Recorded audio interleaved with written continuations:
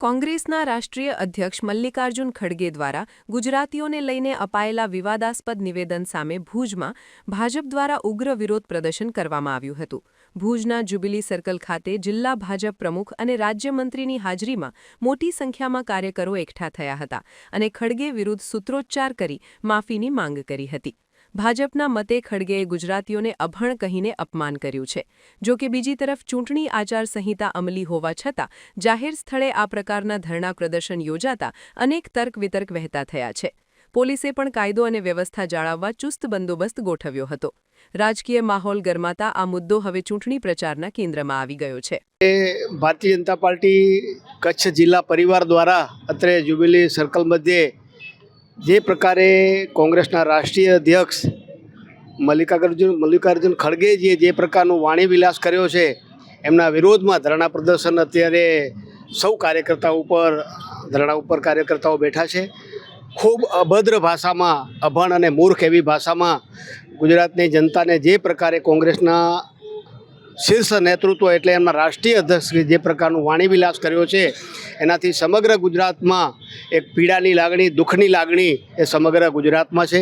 ત્યારે ભારતીય જનતા પાર્ટી દ્વારા આજે એમને વખોડવા માટે એ સમાજને ધ્યાનમાં આવે કે જે પ્રકારની કોંગ્રેસની હલકી રાજનીતિ વર્ષો થયા જે પ્રકારની એમને કરી છે અને એને કારણે જ આજે કોંગ્રેસની જે સ્થિતિ થઈ છે એ આજે એ જમીન ઉપર ક્યાંય છે જ નહીં, ધરાતલમાં બેસી ગયા છે. એનું મૂળ કારણ હોય તો આ પ્રકારના વાણીવિલાસને, વ્યવહારને, વર્તન માત્ર ને માત્ર કિન્નાખોરીની રાજનીતિ અને ગુજરાત જેવા સુસમૃદ્ધ, સુસંસ્કૃત અને આખી દુનિયામાં જેમનું નામ હોય એવા ગુજરાતી પ્રજા માટે આવા શબ્દો વાપરી અને કોંગ્રેસે પોતાની માનસિકતા છતી કરી છે.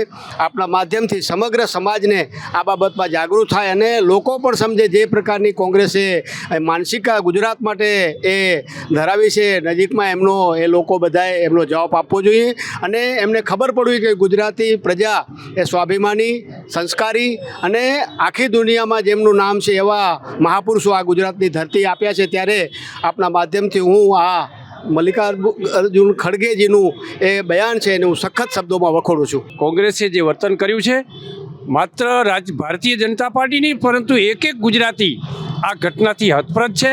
આ એમનો સોમાન ઉપરનું ઘા છે અને ગુજરાતની જનતા આને ક્યારેય ભૂલી નહીં શકે અને યોગ્ય એને નશ્યત કરશે. ભૂતકાળમાં પણ કોંગ્રેસના અનેક આગેવાનોએ મોતના સોદાગર જેવા શબ્દોનો પણ પ્રયોગ કરીને ગુજરાતના સોમાનને, ગુજરાતની અસ્મિતાને, ગુજરાતની એકતાને અને ગુજરાતની સંસ્કૃતિને નુકસાન પહોંચાડવાનો પ્રયત્ન કર્યો છે. આજે ફરી એક વખત ખૂબ મોટો ઘા ગુજરાતના સોમાન ઉપર કર્યો છે.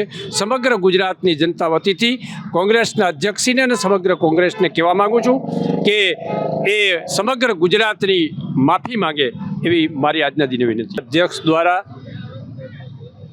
ગુજરાતની જનતાનો સોમાન, ગુજરાતની અસ્મિતા ઉપર જે રીતે સાબિક રીતે જે કોંગ્રેસના અધ્યક્ષે જે પ્રકારનો પ્રયોગ કર્યો છે આ કોઈ રાજકીય વિષય નથી પરંતુ ગુજરાતના સોમાનનો પ્રશ્ન છે.